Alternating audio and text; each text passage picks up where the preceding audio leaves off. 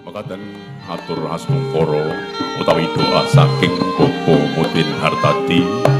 Mugi-mugi ringgit patucal ing dalu menika saged kelampahan kanthi sae ingkang samangke badhe dipun babaraken dumateng Kidalang Masda Yusuf Ansor.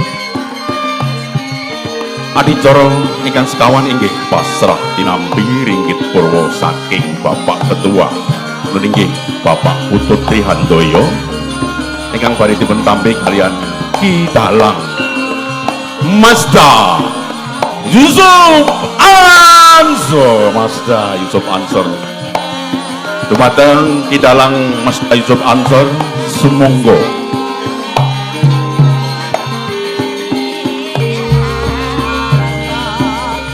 tinampi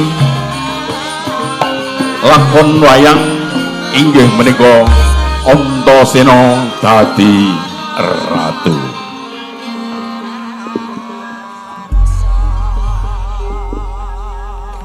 Dan inilah serah terima wayang Antasena oleh Ketua kepada Kidalang.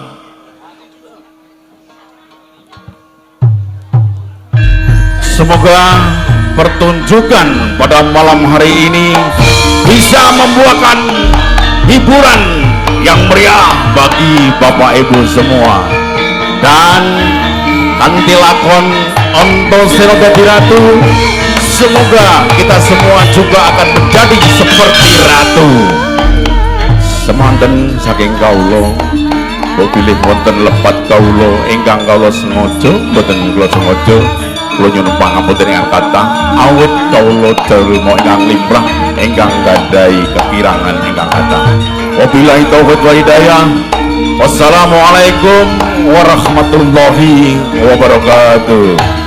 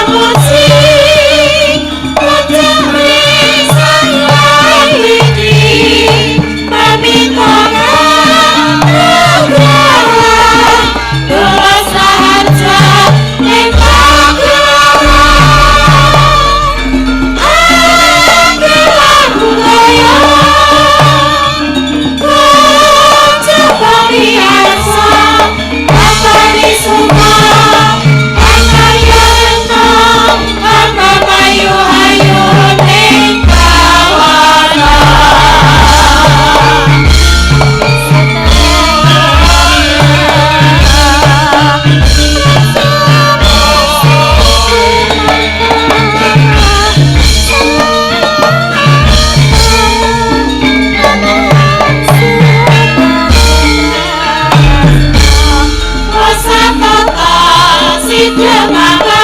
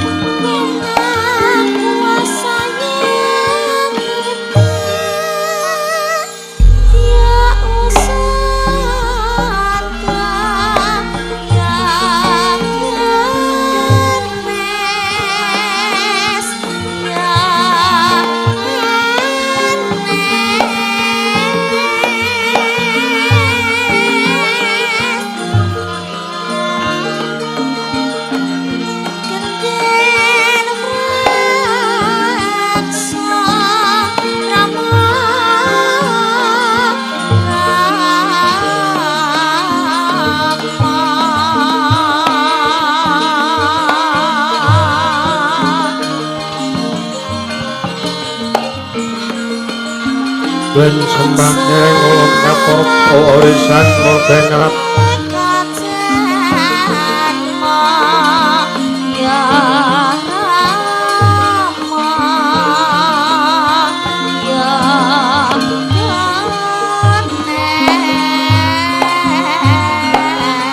merengsangan engkang mengkanan sing kaset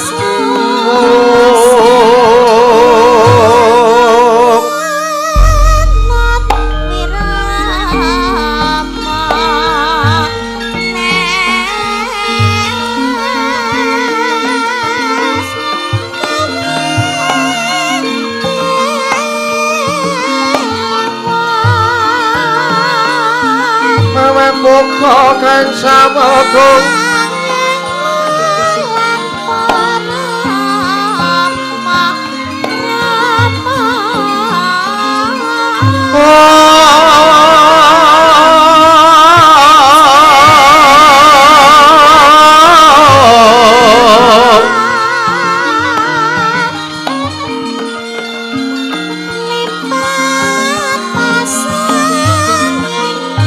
masireng kelahan yuwan kanan mamujo ing wang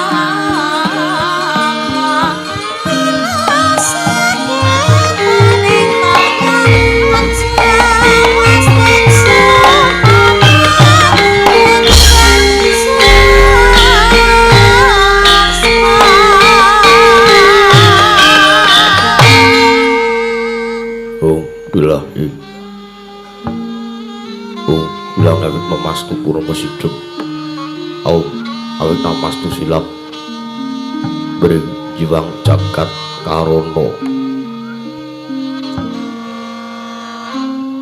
sirang ketondo kawisisaning bisono sono sinamung langening bilopo estu makse lestantun lambaing dudo jinandur tutur katelo tulo tulat ururate baratio pinardi tambang oloto mangketekap wasanane kubito tawu ngrenggeng pralambang matumpo-tumpo parama panggeng panggung sang mruweng kota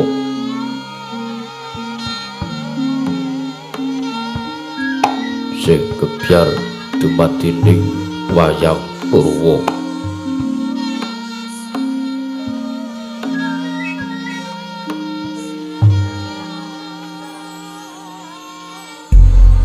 purwakaning kondo narik nuntuting basa tunggeng kuna ngemusuh rasa yen narasaya karaos mulat sarira hangrasa wani uruhing diri rasa mangsa ngrumangsani lir jalma ngiru kanca jarweng wis rinakup jeng carita lo becik wis gumelar jroning pakeliran yaiku sejatine amriksane pagelaran inggit Purwa Surya Candra Daru Hyang Kartika wis kinurba dening kodrating kawasa jari ratri angitri bawana purwateking duk sina gilir gumanti teman dadi pitanganing dina sasi warsi windu kang sarta abad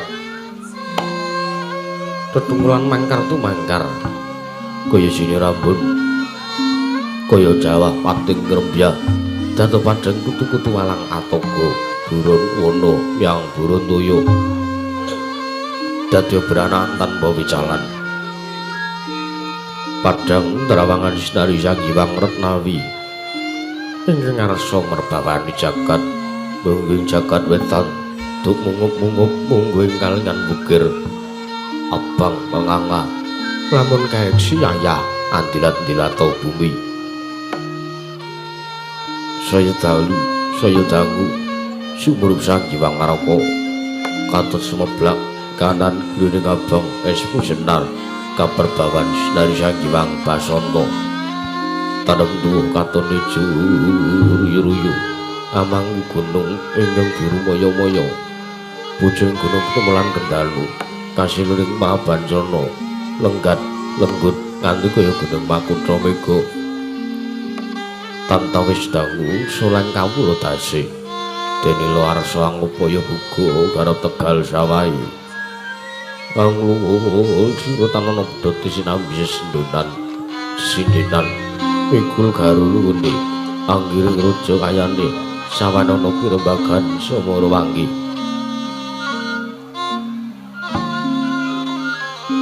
Sang Hyang Arakasa dangu saya inggil katon molok sinaring jagat lagi kiblat papat lor kidul wetan kulon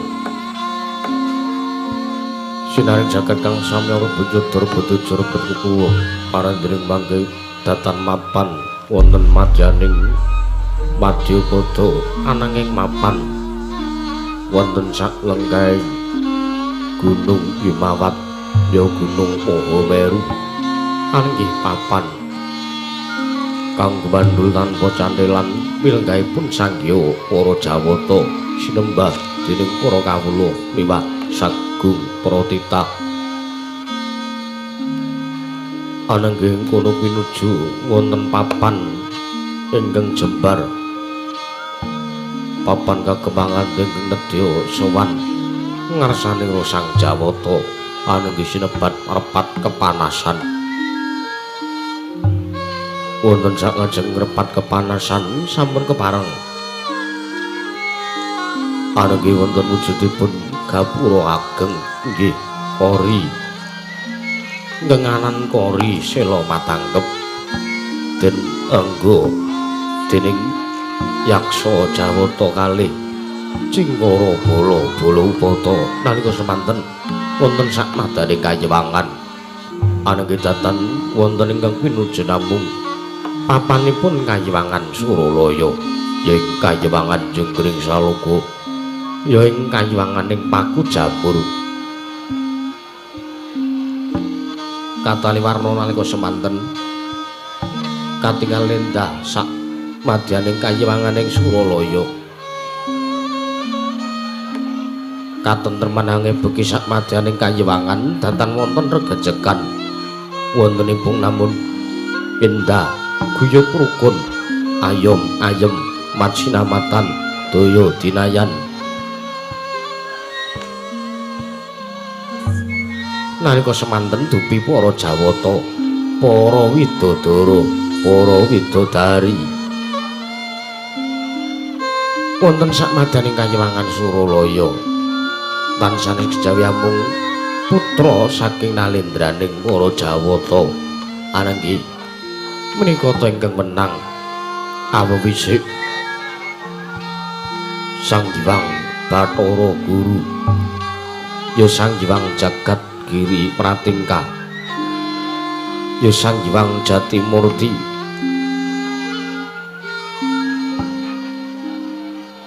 ya Sang Hyang Nilakanta nalika semanten wis kepareng lenggah wonten sak madyaning Selokondha waru binangun binayang bayang sangjaning para Hapsara Hapsari miwah widodara widodari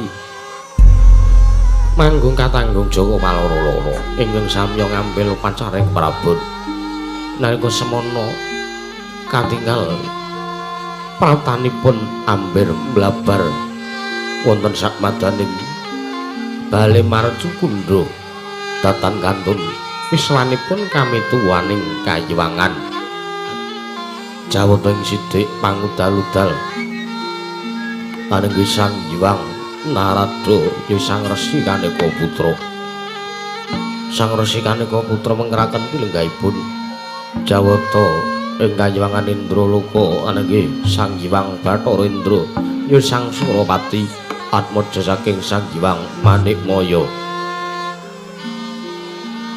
nalika semanten dupi wis pinuju kathah wonten sak njawining Bale Marcukundha para Jawata ingkang samya seba tansah gandeng pasisiran jejel riyel rapet popet pipit prasasa tatupan denggul datan posela labet sekathahing para seba njawi ambludak kendhira rontek umbul-umbul kekiterangan danu yayah imanding mangsa labu payung megar endi jamur barat ing mangsa rendheng tumbah ngrangap wis jati ngarani mangsa katiga panandring ketingal lidhem jinem madaning kayiwangan Suralaya repat agung Sangya Para Jawata datan wonten gudungan kengobah samirana datan pampah kabiyar sumung swaraning gongso Lokananta munya mangunggung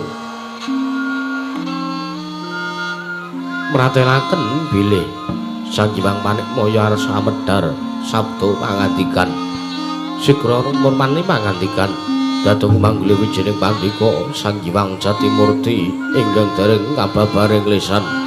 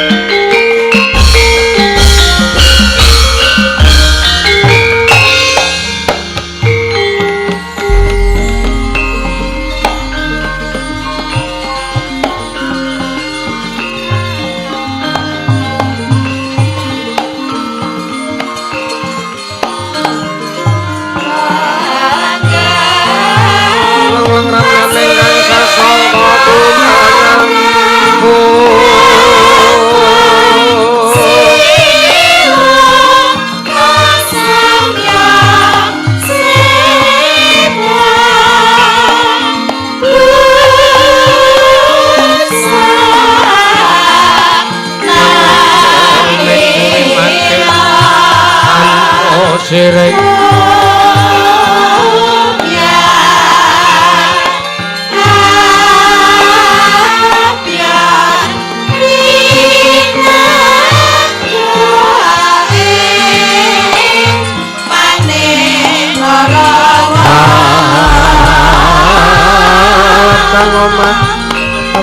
mas modal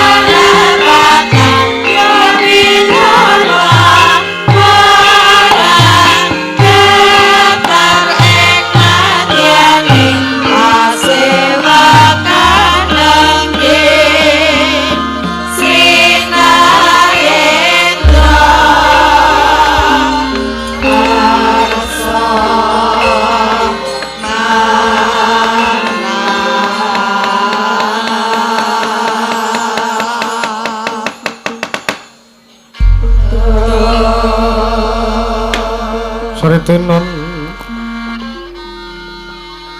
neng mase wakan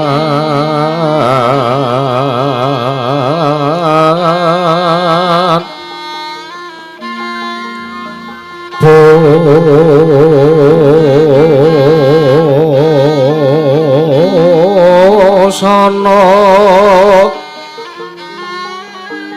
maneka warna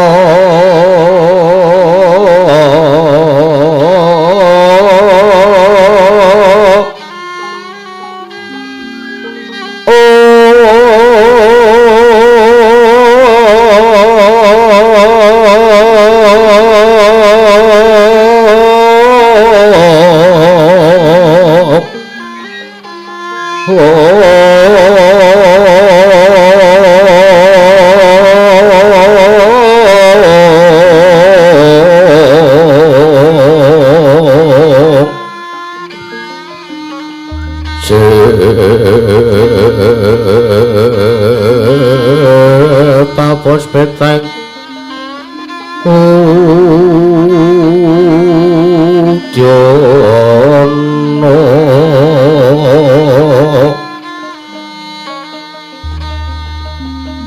Myang manjra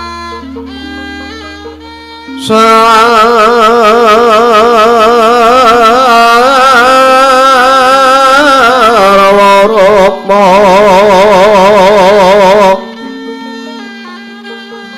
renggen mandik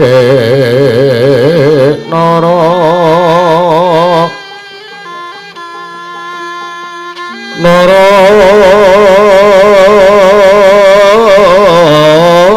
wata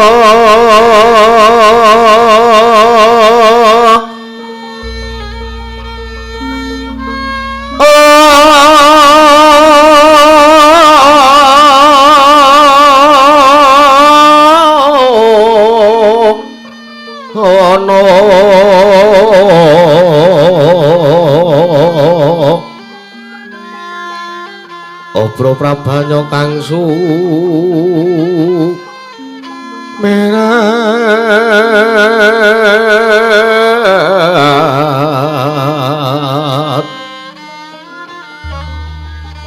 kenyaring deca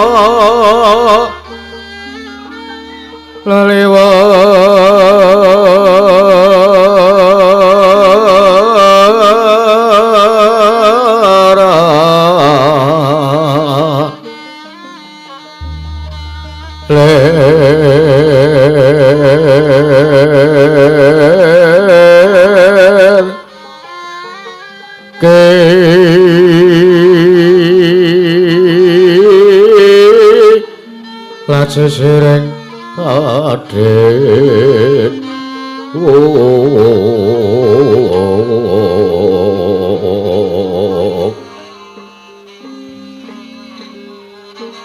wimbo kekandamre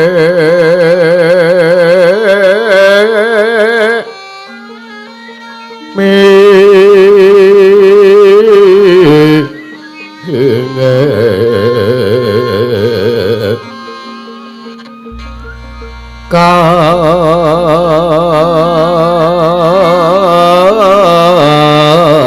kati upeng ma ruto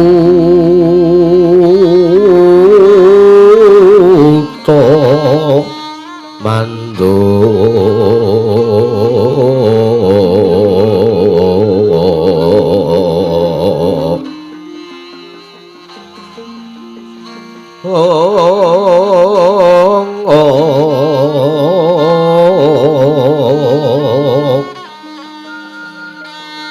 saparan mangambat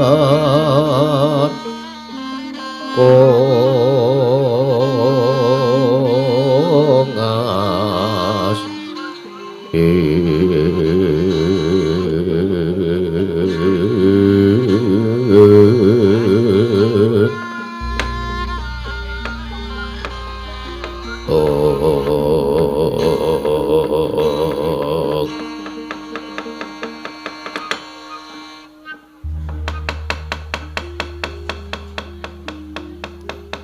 lamun sira anggeguru kaki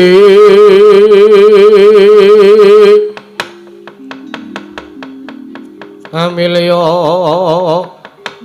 manungsa kang nyata ingkang becik marata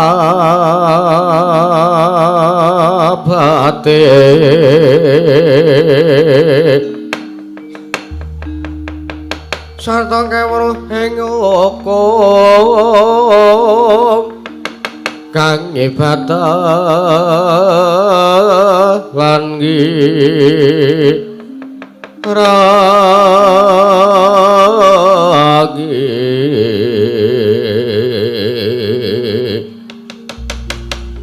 syukur oleh wong topo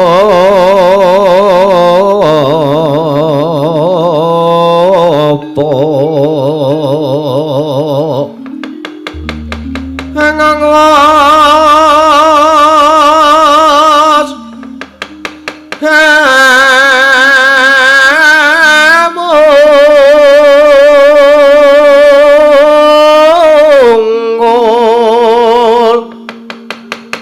tan mikir pawehing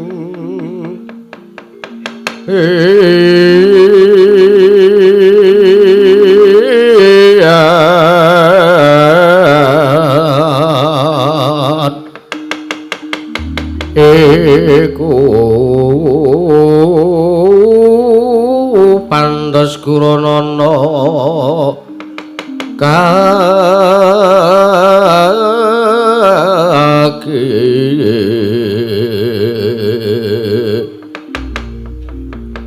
sartane kawruhana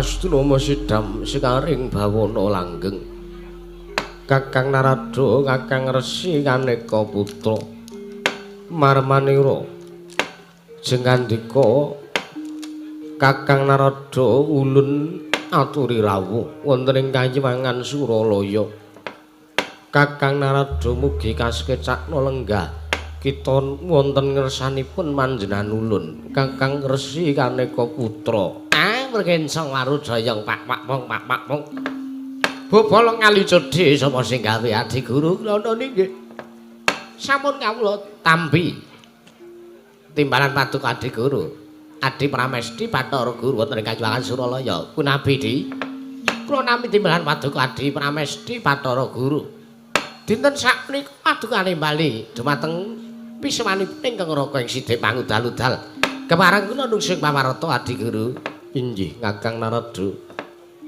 ingkang rayipun Manik Maya ngaturaken pasegan monogrami mugi kunjuk ngarsa kita Kakang Narada nggih sampun kawula tampi akarya bombong raos sing menggalih kula cancang puceng weri dumamang wijang rumeket ing Werdaya Adi Guru ndadosaken cahya ner cahya daging rah kanjiwanan inggih Kakang mboten langkung kaprayogaken lenggah Paduka Kakang Resi Kaneka Putra sampun wonten kirang prayogi Adi Guru Indra Surawati anggon kita ngadhep ana ngarsaning ulun padha kanthi prayoga sartane padha kanthi raharja saprapta kita Surawati atmaja ulun tansah pinangka widadane sambikala sowan kula Rama Pukulun tebih saking rubeda cinaket ning karaharjan kali sambikala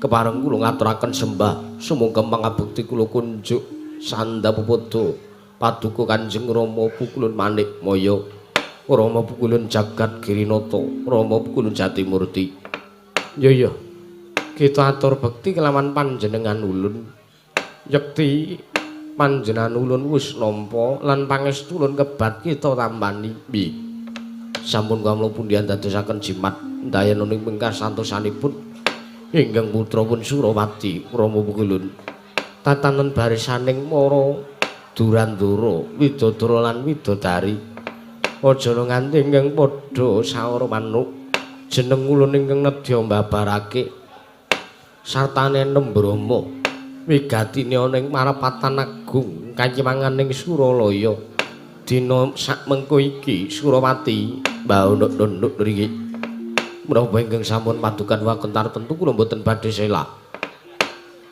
kula namung mangestu padha dawuh padukan Kanjeng Rama Kulun Manikmaya Rama Kulun mbahunduk-nduk ngriki Kakang Narada Kakang Resi Kaneka Putra punapi Adi Guru mangke rumiyin to Kakang sewu-sewu kalepatanipun ingkang rayipun Manikmaya tadah wadana jurnyatanipun kula sampun kumawantun ngawontenaken parapatan agung Sangya Para Jawata wonten ing kanyiwanganing Suralaya teka dinten sakmenika beneh lawan adat ingkang sampun Kakang wah nuwun sewu Adi Guru kula menika ngantos bingung prasasat kadhetene kuwatos sak lebeting penggalipun ingkang raka ing sithik mangudal-udal. Jernyatanipun kula tampil lan paduka Adi Pramesti Bathara Guru.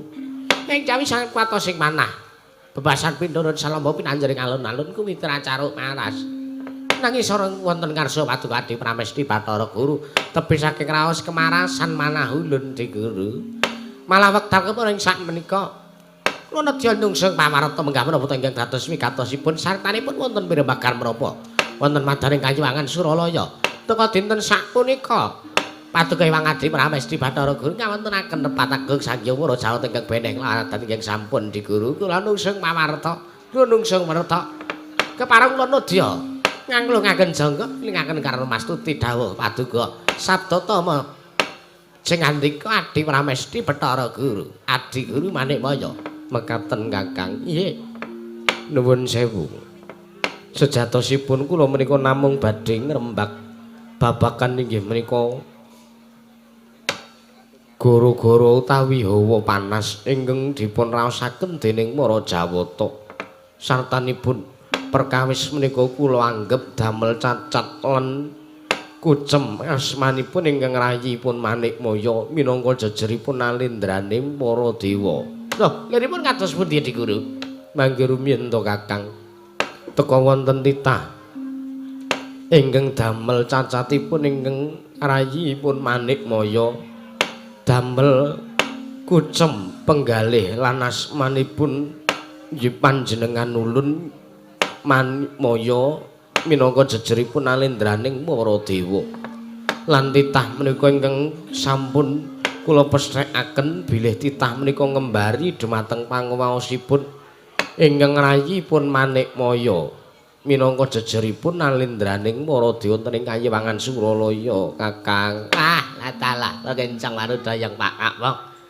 Pak Makmong kula kali sudi sapa sing gawe lho dolo iki nuwun sewu Adi Guru nuwun sewu kalepatan kula sewu kalepatanipun ulun ingkang raka sithik mangudal-udal kula nyuwun pangapunten nyuwun samudra mangaksami jernyatanipun menawi jikanti Adi Pramesti Bathara Guru gadhahi panyakrama ingkang kados mekaten bilih sejatosipun hawa panas ingkang tumanduk ing kanyiwangan Suralaya menika sanes kok dipun sababaken dening setunggaling titah ingkang jikanti Adi Guru nganggep bilih titah menika nglangkungi dhumateng pangawasipun Adi Guru Manikmaya menika jejeripun nalindraning para Jawata lajeng dipun sababaken saking menapa kula nuwun sewu kula piyambak ugi sampun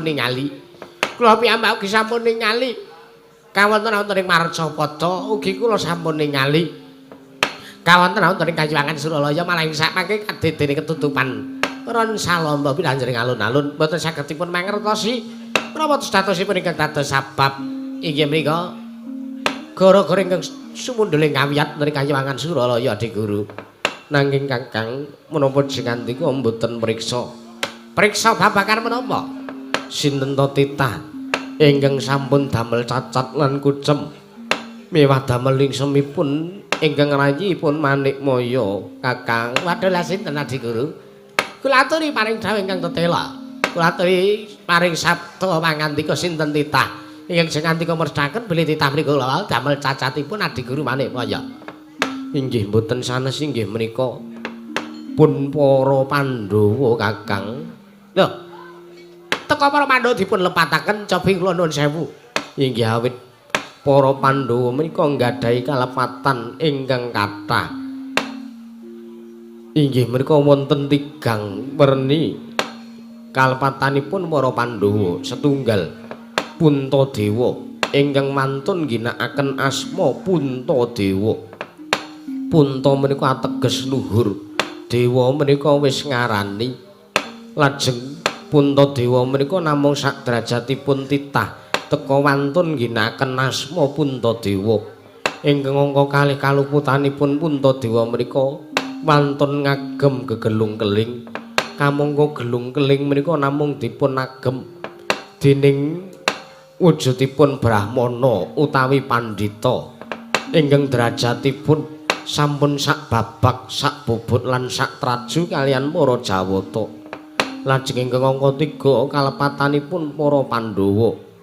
Werkudara menika titah ingkang boten saged basa, boten saged tata krama, boten saged ndodhok. Menika tartemtu damel cacat kuciwanipun manahipun ingkang rayipun Manikmaya. Ugi Werkudara menika nggadahi anak inggih menika pun Antasena. Antasena menika ugi sami satru ingkang dugal kewarisan sami kalian tiyang sepuhipun inggih menika pun Werkudara. Menika damel cacat lan damel kucemipun manahipun derajatipun ingkang rayipun Manikmaya minangka jejeripun nalindraning para dewa Kakang. Nggih. Salajengipun inggih salajengipun Arjuna panengah Pandhawa menika ingkang prasasat kadidene nglanangi dheweke dhewe. Lho, kok nglanangi dheweke dhewe niku pripun? Kok nglanangi dheweke dhewe niku pripun? Coba to. Lho kok kula kaget nglanangi dheweke dhewe niku tegese napa? Cobi to Kakang dipun priksa.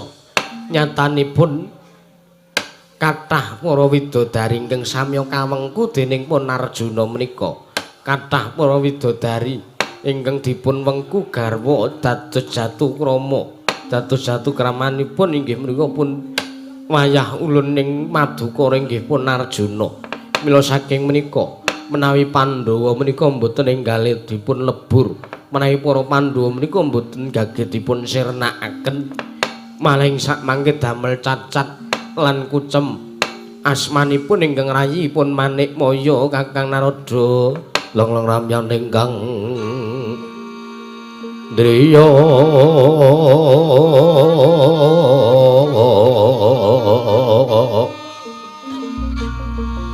Leriwang Candra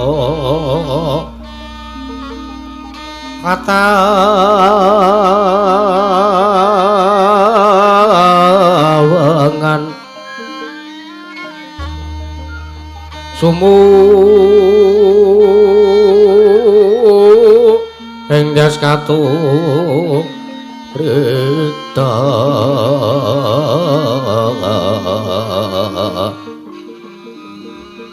limu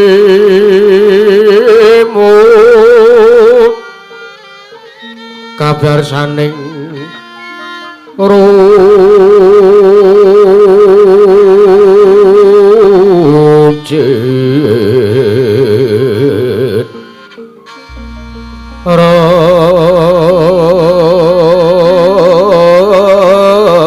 ramendriya triya manawu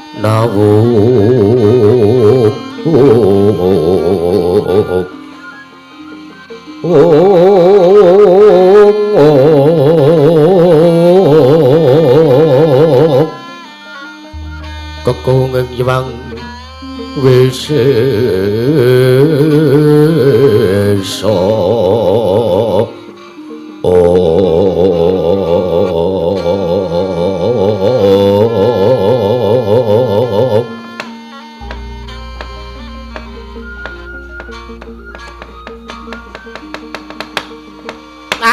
kencang karo dayang mak wong bolong kali sedhe sapa sing gawe lho nuwun sewu Adi Guru sewu kelepatanipun ingkang Raking Sidik pangudal-udal mobil kula mangke atur kula damel goreh penggalih patuk Adi Manikmaya nggih Kakang Narada nuwun sewu kaget penggalih kula sareng Adi Pramesti Bathara Guru maring dawuh bilih para Pandhawa menika damel cacat lan kucemipun asmanipun para Jawata. Inggih. Awit sedaya kalepatanipun para Pandhawa ingkang sampun kula sebataken menika kula wau Kakang. Werkudara ingkang boten saged tata krama, Antasena ingkang boten saged tata krama, Wisanggeni ingkang boten saged tata krama. Niku damel cacatipun ingkang rayipun Manikmaya Kakang. Mengke riyen Adi Guru. Kala ngajeng Adi Pramesti Bathara Guru maring dawuh bilih Puntadewa menika lepatipun Puntadewa inggih menika mantun ginakaken asma inggih menika Puntadewa. Nggih. Mangka sampun kathah ingkang sami mriksa bilih Punta menika ateges luhur. Dewa menika ampun ngarani ateges kaluhuranipun Puntadewa menika nglangkungi dhumateng pun para Jawata. Mekaten apa nggih? Nggih, mekaten. Nggih. Angka kalih kalupatanipun Puntadewa menika mawi wantun mawi gegelung-geling. Mangka nuwun sewu Adi Guru. Ingkang nedya kula beneraken ingkang nedya kula lempengaken nggih menika babagan perkawis asmanipun Puntadewa. Puntadewa menika luhur, Punta menika luhur dewa wis ngarani. Cobi kula tak nyuwun mriksa kalih Adi Guru. Nggih. Kados pundi Kakang? Saknika dewa pundi coba sing nyawane dijaluk dinene? Kula kinten boten wonten. Mangka nuwun sewu Puntadewa menika menawi wonten tiyang ingkang betahaken kalyanipun Puntadewa. Lajeng syaratipun kedamet jahe dhumateng pun Puntadewa. Arep ing samangke Puntadewa masrahaken gesangipun. Pejah gesang menika kapasrahaken dhumateng sinten ingkang betahaken.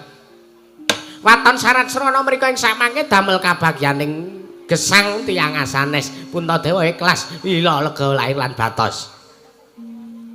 Menika mila kaluhuranipun Puntadewa menika nglangkungi dhumateng pun para Jawata. Cobi to. Dewa ngendi sing bojone jaluk dinene? Dewa ngendi sing bojone dipun suwun dipun maringaken?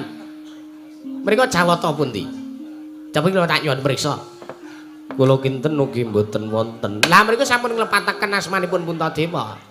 Jriyatanipun kaluhuranipun Puntadewa menika pancen estu nglangkungi dhumateng kaluhuranipun para Jawata. Awit Puntadewa menika Nalendra ingkang gadhah gelar nggih menika sesebutan nggih menika pun ratu sing getih putih. Getih putih menika ikhlas nira lega lahir lan batin.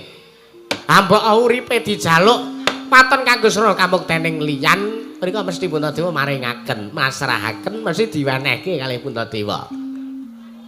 Nanging Puntadewa wantun mawi ngginakaken inggih menika gegelung-keling. Menika kula nuwun sewu.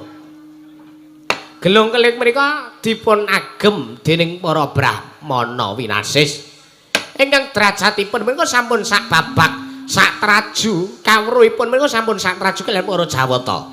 Nggih. Mangka nuwun sewu Puntadewa niku ugi trah saking Brahmana. Ingkang derajat kalungguhanipun menika nglangkungi dhumateng para utawi sami kalian sak traju kalian para Jawata. Inggih menika pun abiyasa. Mekaten Kakang. Nggih, mila nuwun sewu. Ingkang ginakaken gegelung-keling dhumateng pun Puntadewa menika ingkang ibunipun Puntadewa nggih menika pun Dewi Kunthi. Lah monggo nuwun sewu, sepisan kala wau ngajeng kula sebataken malih. Puntadewa menika lek ginakake jeneng Puntadewa menika nggih pun Puntadewa ketlair dijenenge Puntadewa. Puntadewa nganggo gegelung-keling niku nggih pun Puntadewa kecilik nganggo gelung-keling. Dugi sapriki. Nanging kenging menapa wekdal punika sing andika Adi Guru Manikmaya nembe nglepataken dhumateng kalepatanipun Puntadewa. Tartentu menawi Puntadewa menika kanggep lepat sampun riyen-riyen nalikanipun wiwit Puntadewa nembe lair mesti para Jawata pun nuding kaliyan lepatipun para dewa. Lah kok nembe sakniki dituding kaluputane dewane dewa apa coba kula tak nyuwun mriksa. Inggih Kakang. Amila sampun ngantos sing ngandika mriku nuwun sewu. Nglapataken dumateng para Pandhawa. Nanging kula nuwun sewu Werkudara ingkang boten saged tata krama. Menika kula nuwun sewu. Menika nuwun sewu. Kula durungaken malih. Bilih satosipun para Pandhawa menika dipun sebat lare ingkang Sukerta. Awit kula nuwun sewu. Pandhawa menika gangsal. Cacahipun menika gangsal. Mongko kakung sedaya lenang kabeh ngaten. Inggih. Lajeng Pandhawa menika bapak siji, ibu siji. Monggo satosipun kasunyatanipun menika benten kalian menapa ingkang dipun sebataken tiyang kathah. Benten liripun kados pundi? Cobi ta. Pandhawa niku sejatosipun Pandhawa menika bapak siji, ibune loro. Mekaten Kakang. Nggih leres. Sing telu anake Prabu Pandhu kalian Dewi Kunti, lajeng ingkang kalih menika atmajanipun Prabu Pandhu kalian Dewi Madrim. Teges menika lak sampun boten saged dipun wastani bilih Pandhawa menika lare ingkang Sukerta malih. Mekaten Kakang. Nggih, monggo nuwun sewu. Kunti menika saderengipun nglairke anake sing telu menika sampun nglairaken atmajanipun inggih menika ingkang patutan kalian Bathara Surya. Inggih menika Nerpati Karna Basudewa Ngawangga inggih Nerpati Suryatmaja ya Surya Putra. Menika nuwun sewu. Menika Pandhawa mboten saged dipun wastani lare ingkang Sukerta. Lajeng menawi jeneng Adi Pramesti Bathara Guru ngepataken dhumateng pun Werkudara ingkang mboten saged basa, mboten saged tata krama, ora isa ndodhok dlogak-dlogok. Menika satosipun menika senes lepatipun Werkudara menika babar pisan mboten. Cobi to. Malah wonten mriki ingkang kula wastani kirang menika Paduka Adi Pramesti Bathara Guru. Lho, teka jengandika mestani dhumateng ulun bilih kula kirang mriku liripun kados pundi? Cobi to. Ingkang manuksma wonten raganipun Werkudara menika sinten? Kula tak nyuwun mriksa. Ingkang manjing wonten jiwa raganipun Werkudara menika sinten? Kula tak nyuwun mriksa. Ingkang ngemong lawan kayuwananipun Werkudara menika sinten? Nalikanipun Bima wujud bungkus tumuli bungkus pecah. Lajeng ingkang manuksma wonten jiwa raganipun Werkudara menika sinten? Wekasan wujudipun dados tanpa beda kados mekaten, gagah bideksa kados mekaten. Cobi tak nyuwun mriksa mriku sinten? Sinten Kakang? Wah, lah sampeyan niku pripun? Dewa kok delen niku lho.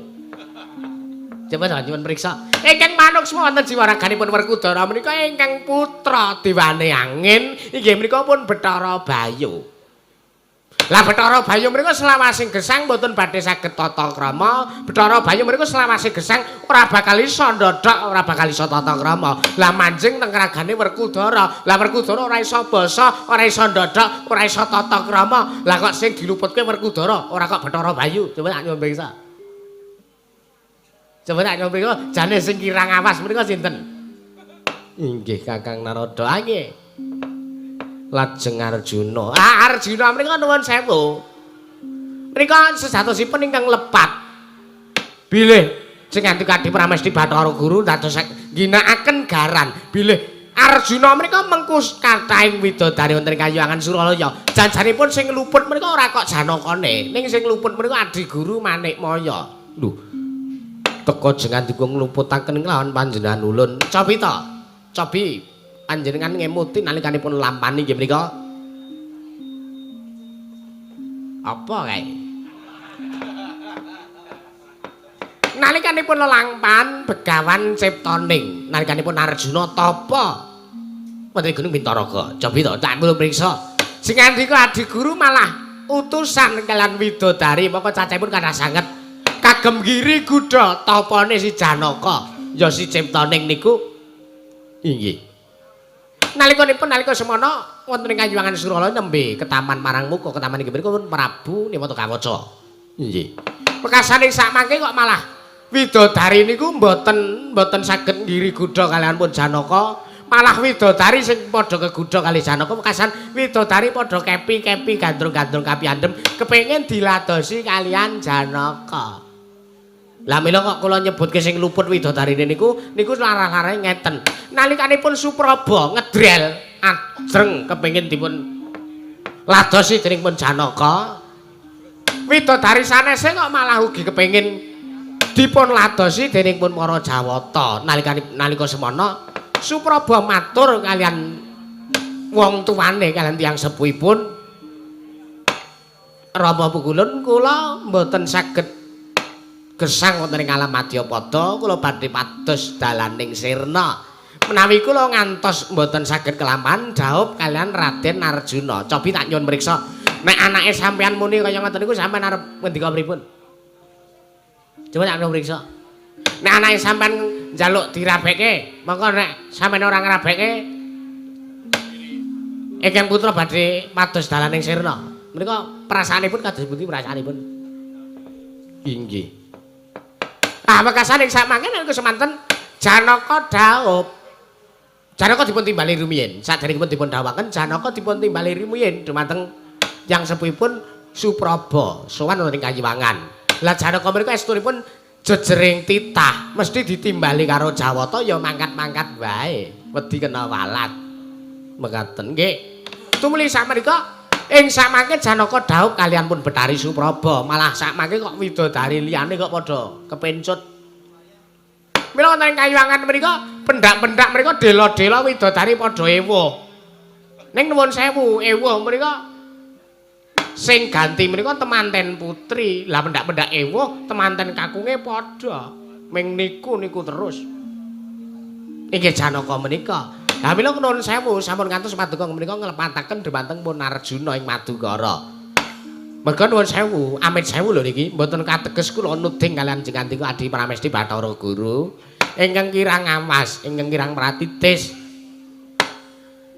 masrahaken dhumateng utusan dhumateng para widodari menika kula wau menika malah damel bab-bab ingkang boten prayogi tumaping Kayiwangan Suralaya lajeng Antasena ingkang boten saged tata krama lah menika nuwun sewu Antasena le dadi ora isa basa ora isa ndadha ora isa tata krama menika merga Antasena menika bocah wis mati banjur urip melih dadi kados ngaten niku boten saged basa boten saged ndadhak mboten saged tata krama kalih sinten kemawon tur nuwun sewu nalika semana kadangipun Antasena nggih menika pun wisanggeni pun kula dhisik-sisan mungkin nek sampean gaya alesan werna-werna wisanggeni menika ora isa basa ora isa dadak ora isa tata krama mboten kok ateges mboten wonten sebabipun menika babar pisan mboten wonten wisanggeni menika nalikanipun tesih bayi menika dipun siksa paduka kemutan mboten sinten ingkang nyiksa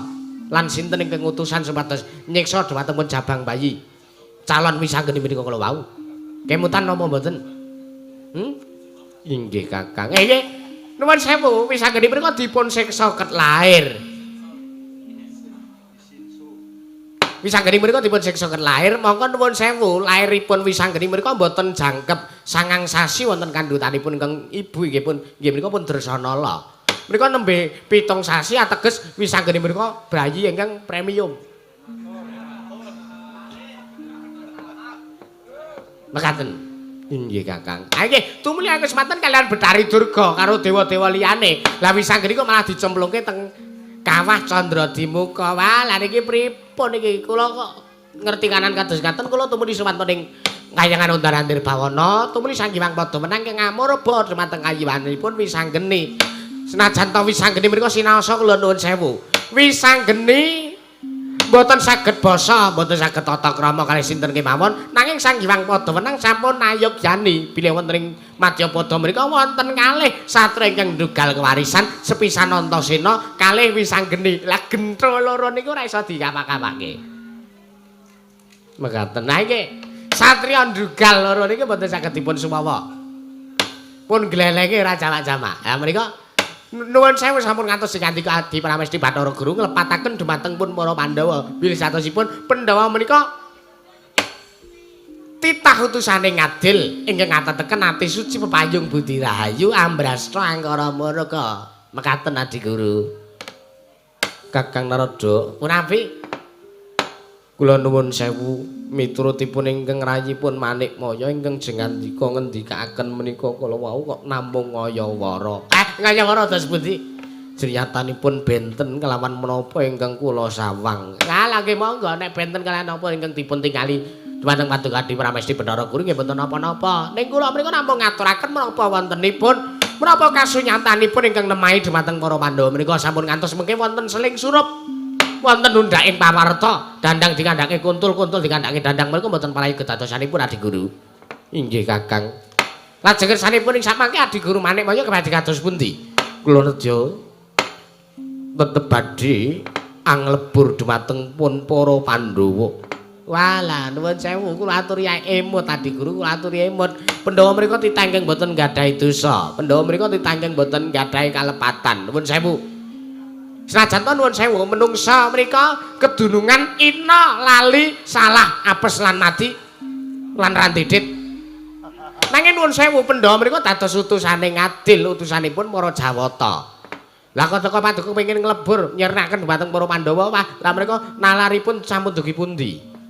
Kakang Narada punapi nuwun sewu. Menawi jengandika mboten sarujuk kalian menapa ingkang kula badhe lampahi nggih sampun kendelke wala mboten sah tumut-tumut perkawis menika. Oh, lha nggih pun. Lah nek keputusan panjenengan kados mekaten kula namung saged nayogyane kemawon. Ning nuwun sewu sampun ngantos dingandika Adi Pramesti Bathara Guru ngluputaken dosanipun ingkang Raking Sidi Pangudal-udal. Tumut-tumut perkawis menika jagung bakarane tanggung perkarane kula ora melu-melu perkarane Adi Guru. Inggih. Maling sak mangke Indra wonten dawuh para Tadyagi klumpukna barisaning para Durandara ngebi marang kanan negara Ngamarta Pandhawa dibanjut diboyong ning Kanyiwangan Surala cemplungaken ning Kawah Candra Dimuka Indra. Wah jan kula emutke kok mboten saged lho panjenengan menika Adi Guru. Sigra-sigra yen mermana ganca sigra ngaken nawang sesangga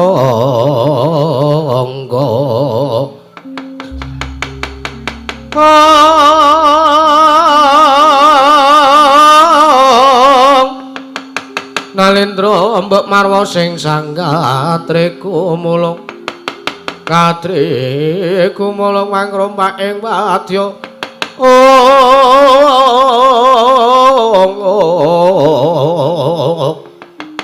Kurta-kura reka kiri-kiri nanggono magawa klarira wang-wang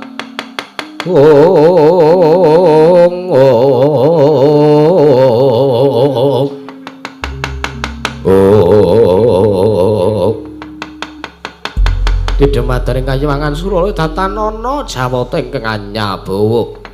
Kanggo semanten dereng ngantos paripurna anggen sampe mbal wacana Sang Hyang Kaneka Putra miwah Sang Hyang Manik Maya anggenipun sami caturitra pirembagan wonten ing samadering bali marcu Gundha Manik. Kasaro gedering jaba piyak sangjaning barisaning para Durandara Widodara Widodari maturaken bilih wonten titah ingkang sowan samya horeg ingkang sami sibuk. Sinten to ingkang sowan? Mboten wonten Gajah Medul saka wandelan macan bedal saka krangking. Kejawi sowanipun lare kalih ingkang taksih bajang kewet. Nangka semanten minggah wonten madaning bali marcu Gundha Manik kare kagiat Sangya Para Jawata ing kancana daya pyak-pyak njaluk dalan ana titah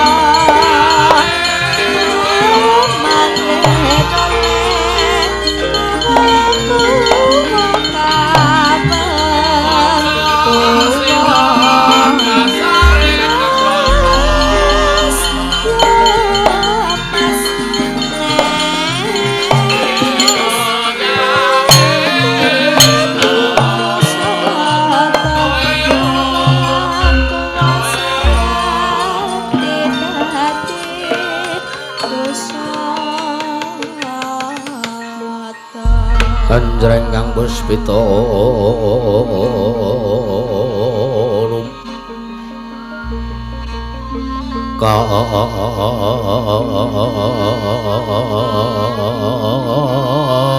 kasireng samirana mrih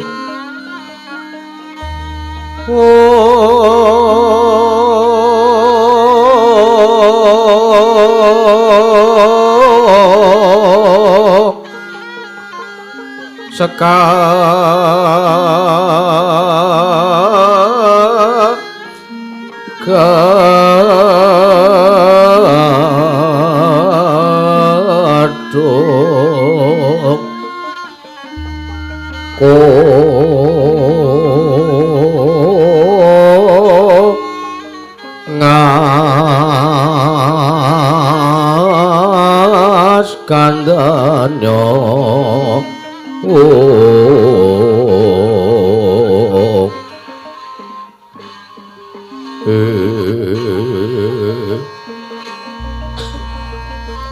maweh raras ratnaning driya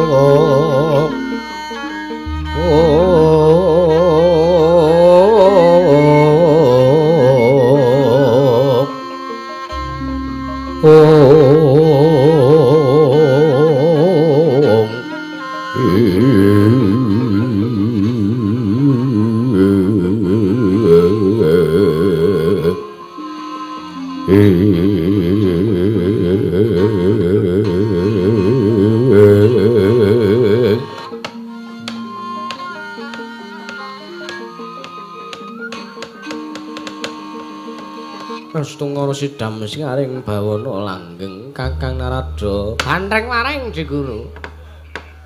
Amit sewu Kakang, nuwun sewu. Teka jengandika paring dawuh bantreng waring menika tegesipun menapa? Nuwun sewu, nuwun sewu. Bantreng menika beburuan wonten ing wana. Hewan liar mawon. Nggih.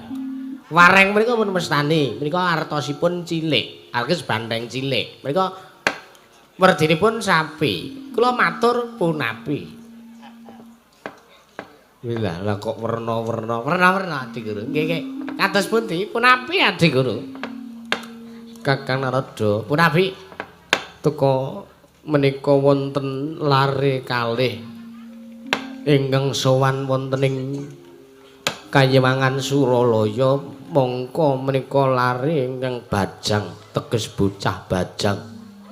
Sowan wonten ing Kayewangan Suralaya lha kok teka kula titik kula tingali kawontenanipun boten ngginakaken tata krama unggah-ungging Kayewangan Kakang. Perkenceng maruda yang Pak Wong.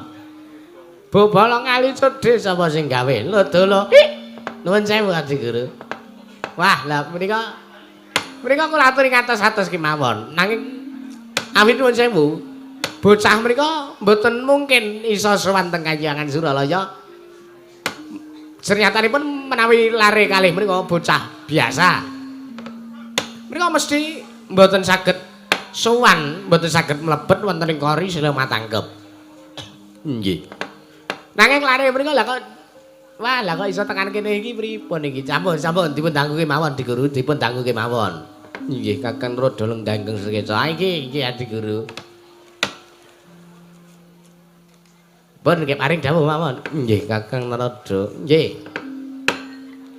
Bocah bajang loro mengko luwih dhisik sawise kita sowan ana ngarsaning panjenengan ulun padha kanthi raharja sak prapta kita sartane sapa kang dadi jeneng kita lan saka ngendi sangkan maran kita saka ngendi bocah bajang loro.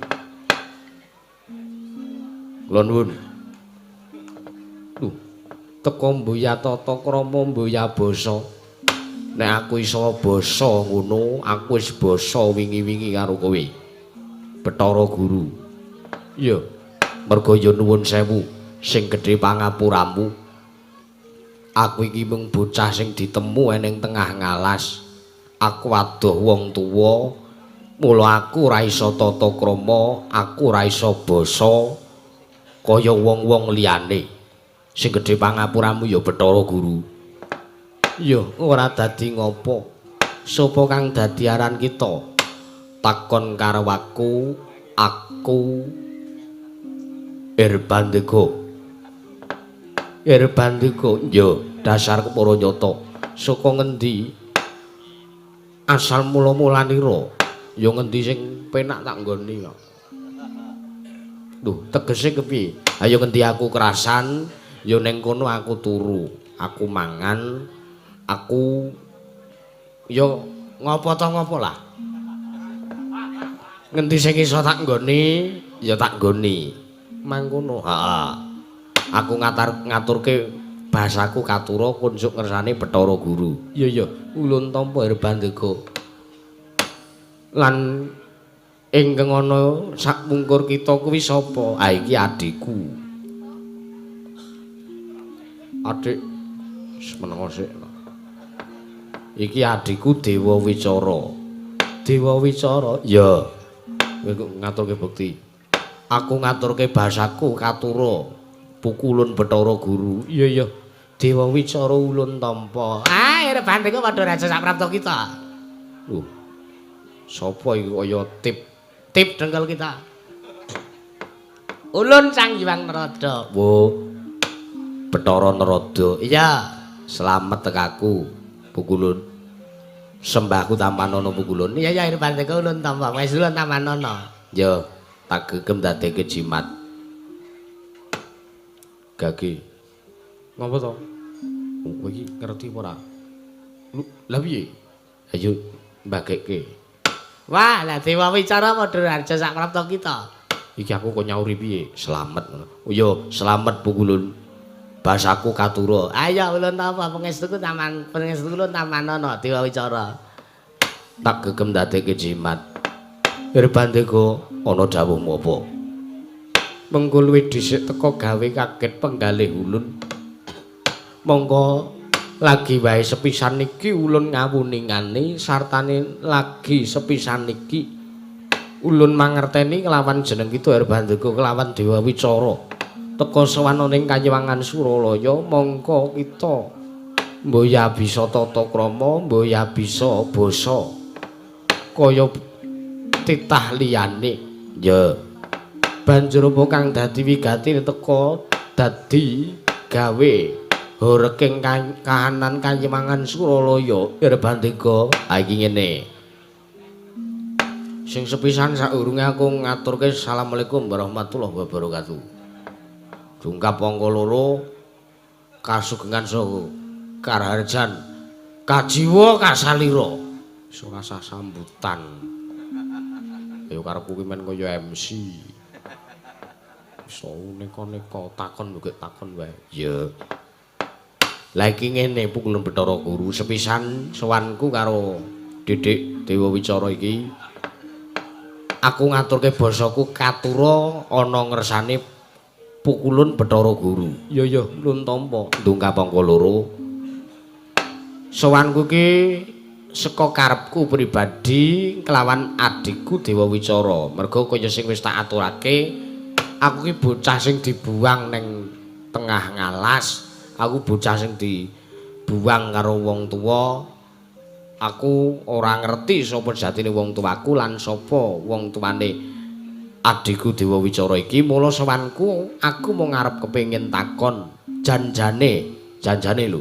Janjane Dik. Janjane lho, janjane. Aku mau ngarep takon sing ngukir jiwa ragaku Irbandega karo adikku sing ngukir jiwa ragaku jiwa ragane aku adikku jiwa ragane ngukir jiwa ragaku adikku Dewa Wicara iki sapa? Mangkono. Heeh, sik nek bahasaku rada intelektual ya njuk ngapura can aku iki insinyur. Iya iya. Mbuya dadi ngopo Irbandega? Ya. Sing gebaku ngene pukulun Bathara Guru, sowanku ki aku mau ngarep kepengin takon janjane wong tuaku ki sapa, bapakku sapa, lan ibuku sapa. Aku tak kepengin ngerti pukulun. Yana Dewa yana untana wong aprang. Wong aprangkas padha sar-sarat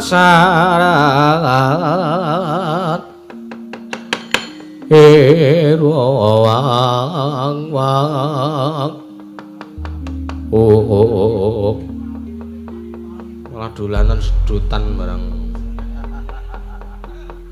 mbok wis dolanan sedutan Irbandika ana dawuhmu apa Wungkulun kaget penggalih ulun bareng kita matur yen to kita goleki kelawan wong atuwa kita mongko ulun sejatine sayekti lagi sepisan iki ulun manuh mangerteni kelawan jeneng kita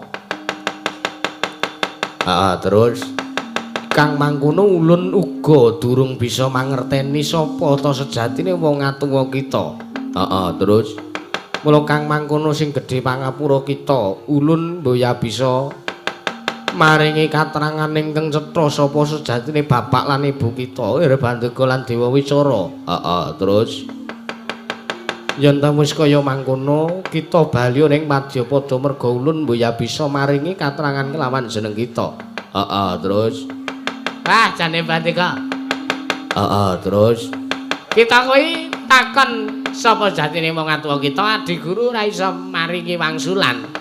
Mula kang saka kuwi kita bali ning Madyapada, Nggir.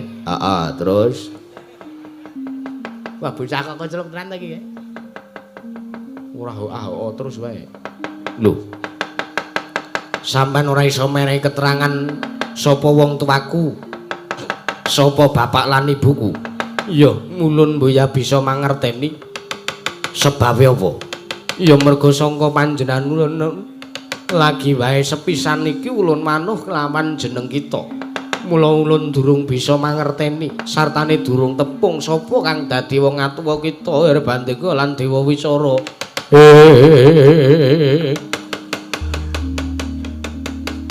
Jaja muntaplir kinentap duka yayasine pi. Netra kocak ngondar andir.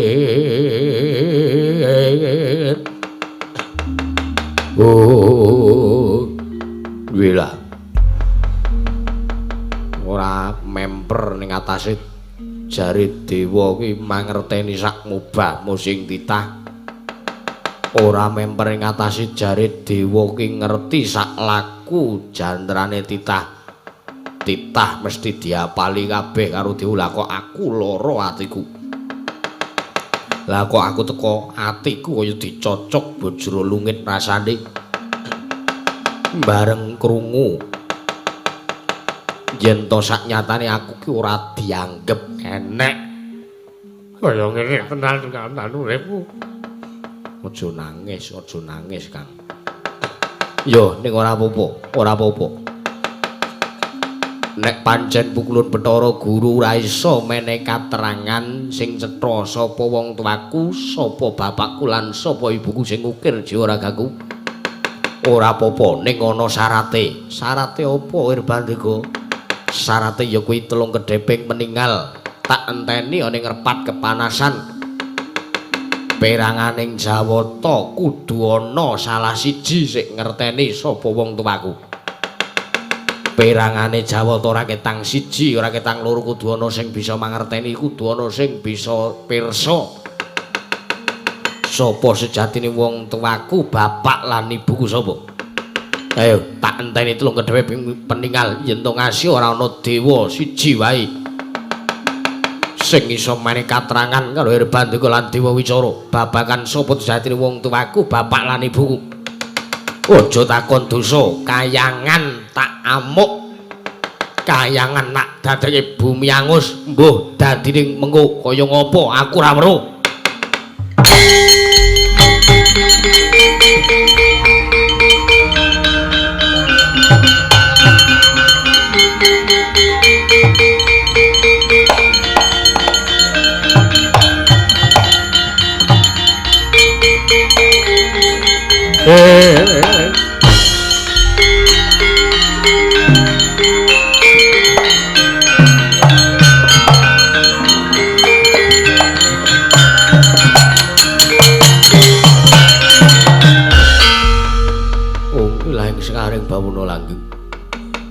jagat pangestu kula manus maning jajalan sekertaning bawuna.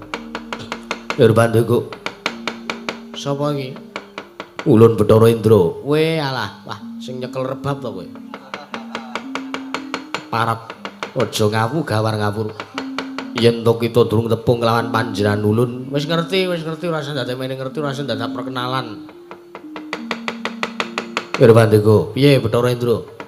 Ulun mboyan nrimake kang dadi atur kita. Terus ora trima sering apa? Kita kudu mendho kekarepan kita. Yen to Rama pukulun manik maya wis setha ora mangerteni. Sapa kang dadi wong atuwa kita? Ya ora ngerti, ora usah kita meksa. Peksa wae wong angel kok. Angel ya dipeksa. Lho nuwun sewu aku kira ming takon sing saknyatane. Lah nek ora iso ki saru ning atase nalendraning para dewa, dewaning para dewa. Dewa ki jare iso ngerti sak mubamu sing titah. Lah kowe iki tak takoni bapakku sapa, tak takoni ibuku sapa, lah kok ora ro. Dewa piye to kuwi jane? Dewa cap apa bapakmu kuwi? Gus. Aja ngawu gawar-gawur gitu. Yen ngono enten ana ning ngrepat kepanasan. Kira tanding yuda kelawan para dewa. Yen to ngasih kita iso ngalahke para dewa nang kita. Mengko bakal bisa mangerteni sapa wong atuwa kita. Ya, titeni omonganmu ayo. Dewa Wisarya metu. Metune ndi? Malah piye to? Wis memanas rembuge dadak takon metune ndi. Repat kepanasan. Weh lah. Ya, tandani ning ana janji ketulung kedheping meninggal. Dewa-dewa ora menehi katerangan wong tuang Kusuma aja takon dosa. Kayangan Suraya Masa tamu. Ayo metu.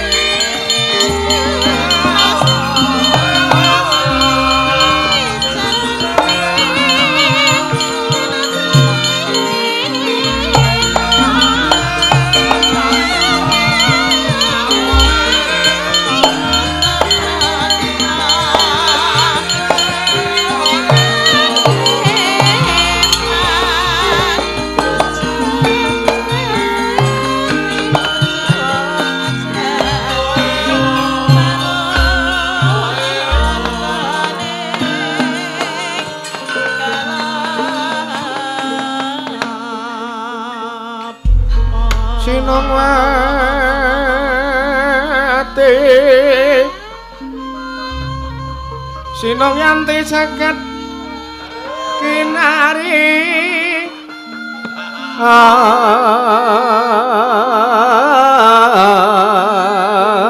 amok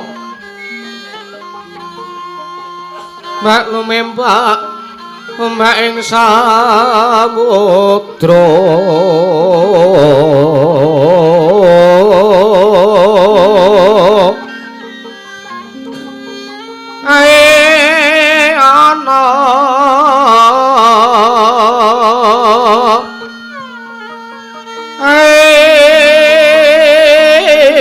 ana bale lumut amreng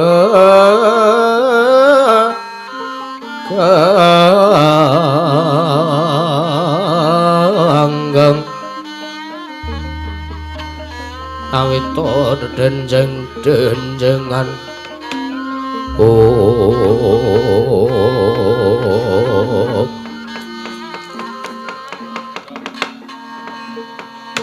Perkensang lalu doyong mak wong bolong kali judi sapa sing gawe nangka bosok dikopyak kari petane lho dulu. Nuwun sewu Di Guru lah kula menika lak sampun ngemutaken to. Para Pandhawa menika senestita sing duweni dosa. Pandhawa menika lari sing ora duwe dosa. Lah kok tek paduka nedya kebyahuyah dhumateng pun para Pandhawa. Lah nuwun sewu damai sewu. Mereka walatipun gedhe nadyan Pandhawa mereka prasasatipun sawang boten nggadahi daya napa-napa. Ning Pandhawa niku walate gedhe merga nuwun sewu niku utusane ngadil. Pandhawa menika satriya ingkang ngatetaken ati suci, pepayung budi rahayu. Kakang Narada, punapi? Menawi ngandika Kakang Narada mboten sarujuk inggih mboten napa-napa. Oh, nggih pun. Oh, Dik. Nggih. Wah, ya kula wis mengundurkan diri kok ya sih. Ngandani wae to ya kula niki. Nggih, sampun Adi Guru mboten dados punapa Adi Guru. Nggih Kakang Narada. Indra wonten dawuh.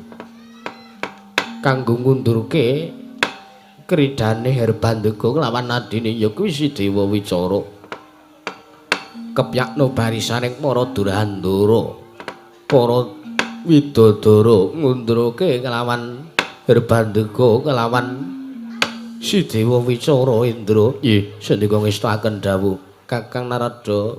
Sapi lho. Punapi Di Guru?